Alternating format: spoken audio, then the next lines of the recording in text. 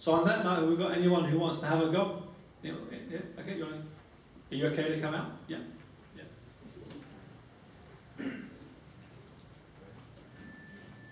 Okay. Okay, would you prefer to sit here or would you prefer to sit there?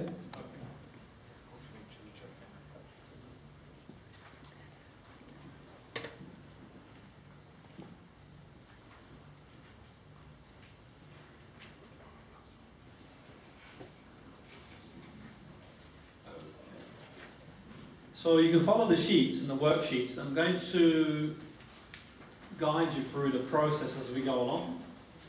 Okay, am I going to get your name? I didn't. Julia. Okay. So the first thing we do, as I mentioned earlier, is we connect to the client's reality. So you can follow it as you go along on the worksheets. Okay, so I'm going to give you a microphone as well so everyone can hear what goes on.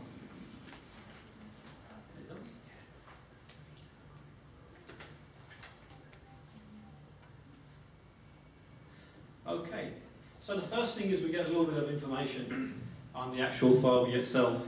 Okay, so if you just tell me a little bit about your experience. I think you experienced it a few moments ago with spiders. Oh, so spiders, okay, okay. And how long have you had that for? All my life. All your life? Yeah. Okay, as long as you remember? Or? As long as I can remember. Okay, okay. So there's no specific time that you can think of, or? I really can't, no. Okay, so there's no specific time that you can think of. No. Okay. And tell me a little bit about your reality when it comes to spiders. What associations do you have with spiders? They're big, they're ugly, they're horrible, they're frightening. Okay. And I get the immediate need to run away. Okay, the immediate run away. Okay, sure, Sell sure. the house. Okay, okay, yeah, okay. Okay, okay. Okay. Now, one of the things I do, just to copy in with my clients, is a picture tells 1,000 words. I ask them to draw the actual phobia itself. It's always useful to get an idea of what the actual phobia looks like. And that's one way to see what's going on in the client's mind. So I'm going to ask you, Julie, to draw the actual phobia itself. But before you draw it, so just close your eyes, really relax. And I want you to fully engage to the phobia you have with spiders. Okay? Okay, notice any colours, any sounds, any feelings? I can hear its feet along the floor, tap, tap, tap, tap. Okay. And I can hear mine running away. Okay, okay. The sight is usually of the spider being massive, and usually after somebody's killed it, I can look at it and it's tiny, but at the time it's a lot bigger than it really is. Okay, could you draw that for me, please? The spider? Yeah, yes, or the whole association, whatever comes to mind. And it's key to get the client to draw whatever is in their mind, whatever their association is to that fear or that phobia. Okay, I think we need to get another mic pen. There we go. Okay, we'll give this one a go. Okay, so you're drawing your experience.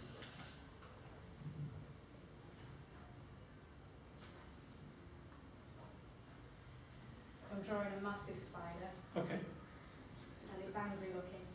It's angry as well? Yeah. Okay. It's vicious looking. Vicious as well? It's got teeth even though I know they haven't. Okay. I don't know they haven't. Yeah, really unpleasant. Okay, it's not Incy Wincy Spider, is it really? far from Incy Wincy Spider. There we go. Can we all see that? We'll pass it around later if you want. We'll pass the spider around. Okay. On a scale of 1 to 10, how high would you say the actual phobia is on a scale of 1 to... with 10 being high? 10. 10? Yeah. As high as that? Yeah. Okay. And it's always useful for you to ask the client on a scale of 1 to 10 how high the phobia is. Because it's difficult to quantify what goes in the mind. It's not like running a race where you can time someone over 100 metres or a mile, and you can say, well, actually, you could run that mile in 5 minutes or 10 minutes. So it's useful to ask them on a scale of 1 to 10, where are you? Okay. So on a scale of 1 to 10, with 10 being high, 10 is pretty much the Richter scale. We've hit the jackpot here. Okay. Okay. So is it something that you want to let go of? Yes. You want to let go? Yeah. Okay. Now, I want you to think of the consequences, the positive consequences of letting go. I wouldn't have that fear. At the moment, what I do is, if I see a spider in the room, I just won't go in the room for a few days. Okay, okay. And that's not very good if it's the bathroom or bedroom. Yes.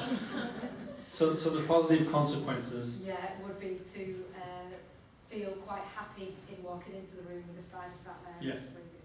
And that would be a good thing. Very happy. And what are the negative consequences of keeping the phobia? What are the negative consequences of Not keeping? being able to use the rooms. And, Okay. yeah, the fear is that it might actually come and walk all over me. Okay. Okay. So it's useful to do that to get leverage with your clients. To ask them the negative consequences of keeping the phobia and the positive consequences of releasing that. Okay. So it helps to get leverage, to build leverage to releasing that. Okay. Then what we do, and what's quite useful, we go back to our present state and desired state. Where the mind is now, where we want to be, and what outcome that will give us. So I'm going to ask you, Julie, your present state in relation to this phobia of spiders. Where are you at the moment? Your present state of mind. Right at this moment? No, related In relation to the phobia? yeah. What do you mean? Well, you mentioned that it makes it difficult for you to go into rooms. And how do you feel? How do you feel? How does it make you feel to have this? I feel highly anxious and the heart starts pounding, starts sweating, and starts shaking. Okay. And how would you like to feel? I'd like to feel as if, and I've said this a few times, it would be nice to be able to look at a spider the way I look at a kitten and say, Okay. oh, isn't that lovely? Okay. Okay. I'm sure it's not realistic. And what outcome would that give you? It would mean that I wouldn't have that horrible fear and that startle response, and then that fear staying with me for quite some time. Okay. Now, I'm just going to pick up on something that you said there. Okay. Can the mind process the negative instruction? If I say don't think of a blue giraffe, what do you think of? So what's really important to your client is get them to build a positive outcome. Okay, so present state, desired state in the positive. I want to feel like I'm looking at a kitten. Positive outcome. It's a positive instruction, okay? Positive association. The outcome, was that a positive outcome? I don't want to feel startled. So what goes through your mind if you don't want to feel startled? I want to feel calm and relaxed. Yeah. Instead. Okay, and if you felt calm and relaxed, what outcome will that give you? I wouldn't even have the startle response. Okay, so what could you do? What would I have? I would be quite happy to, even if I didn't look at it like a kitten, I would then be able to deal with it and put a glass over it and remove it from the room. Okay. Calmly. And that's an outcome you could achieve. I'd be happy. Okay, okay. So it's a positive-ish outcome there. Okay, and it's really important that you're persistent with your clients. You have to be persistent with your clients in regards to getting them to frame it from a present state or a problem state to a desired state and an outcome. And the desired state and the outcome needs to be in the positive, okay, which is key. I'm going to do the technique with you now, okay? We're going to work on similar principles that we covered before, this association, and we're also going to do another technique that we'll talk about as well, which involves, has anyone come across the swish pattern before? Okay, so we'll talk about that a little bit later for those of you who haven't come across that before. We're just going to displace that memory that you have, which incorporates that phobia, that fear, and just tweak your associations a little bit, and we'll go from there, okay? So I want you to really relax and close your eyes and let yourself go. So just relax. Close your eyes and let yourself go. Really relax. I'm going to count backwards from 5 to 1. As I count backwards from 5 to 1, you're going to become more and more relaxed. 5. Just imagine emptying your mind into a bin liner. All your thoughts into a bin liner. And you can leave the bin liner out the room if you want. You can always pick it up later if you wish, in 10 minutes or so. Yet for now, you can really relax and let yourself go. And just go to a time where you felt peaceful, relaxed, secure, loved. Just really relax and let yourself go. Imagine walking down a flight of stairs. You've got 5 to go. 5, 4. You feel really relaxed. 3, Breathing in through your nose and out through your mouth, and you feel really relaxed. And just let yourself go. You might be able to feel your feet against the floor, your back against the chair. One hand might feel warm than the other. And you feel really relaxed. In that relaxed state of mind, I want you to imagine going to a cinema or a theatre. Just imagine making your way to a cinema or a theatre. And as you get into the theatre or the cinema, you take a seat in a comfortable position. You notice the screen and anybody around you and any feelings you have, any sounds, any tastes. Able to smell the theatre or the cinema, any taste you might have. You take a seat in a relaxed, comfortable position. And in that relaxed, comfortable position, I want you to imagine watching on the screen the actual phobia you have. Okay? Just imagine watching it. And as you watch it, I want you to imagine gradually in your own time, feeling relaxed, walking towards the screen.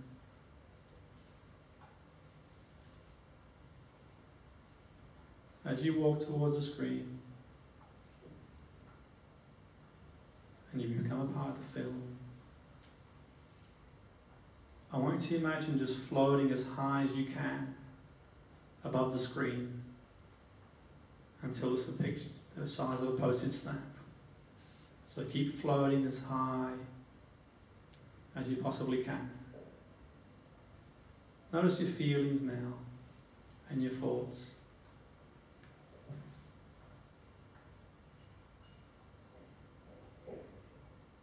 It's the size of a postage stamp. And as you do that, you can float back down to that comfortable position you're sitting in. And you can carry on watching the screen. And as you watch the screen, I want you to speed up the film 6 to 9 times quicker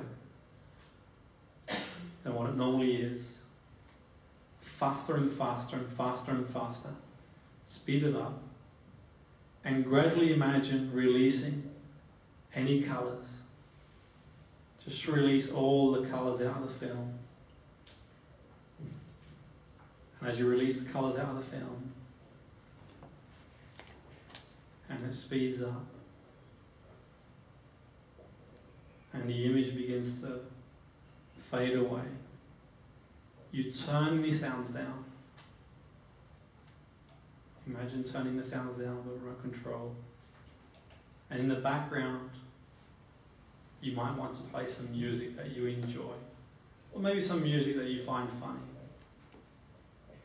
Or maybe a person who makes you laugh. You can hear them in the background. And you notice what the person's saying that makes you laugh.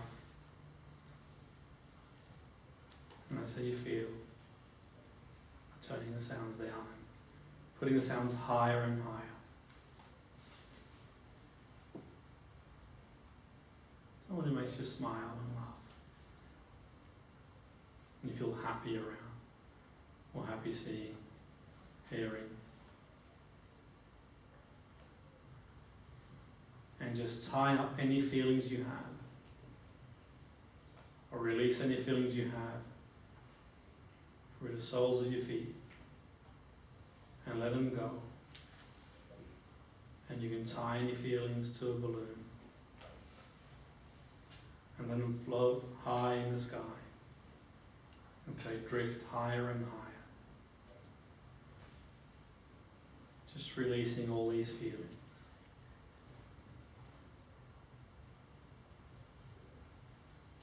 And whilst you release these feelings, the screen just comes crashing down completely until there's nothing there. It's gone. And you begin to realise that the mind is there to serve you and protect you. And whilst having this fear to a point may have served you, it's time to let go. And you're perfectly happy and ready to let go. And by letting go, I want you to think of the future. An hour, 2 hours, a day, a week, 6 months, a year from now, 2 years from now. What would we like to live knowing that you can feel calm and relaxed in different situations?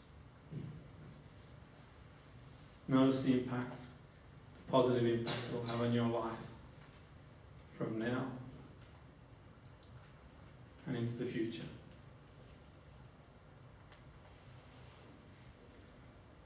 Okay. With that in mind, in your own time, in your own pace, you can gradually come back to the here and now. Come back. 3, 2, gradually coming back.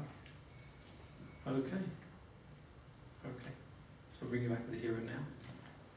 Okay. It was a bit of a journey there. Okay. How did you feel? Up and down, because some of the images were of the spider on the screen. Yeah. And it was massive. It was even bigger than normally. Okay. But then overcoming that by making the picture even smaller and smaller and smaller.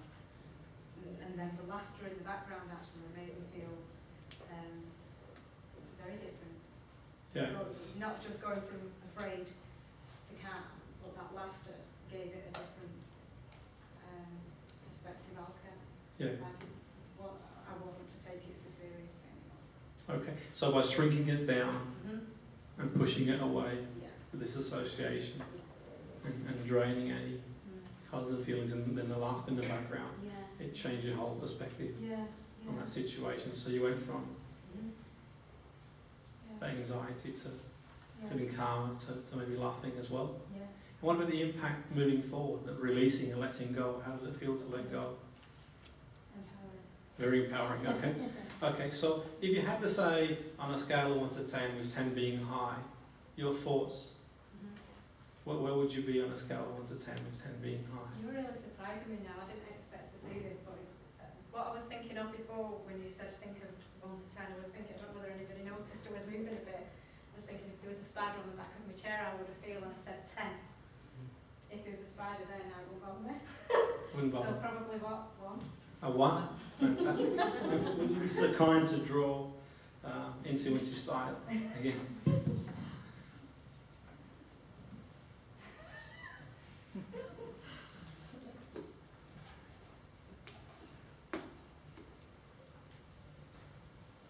Okay.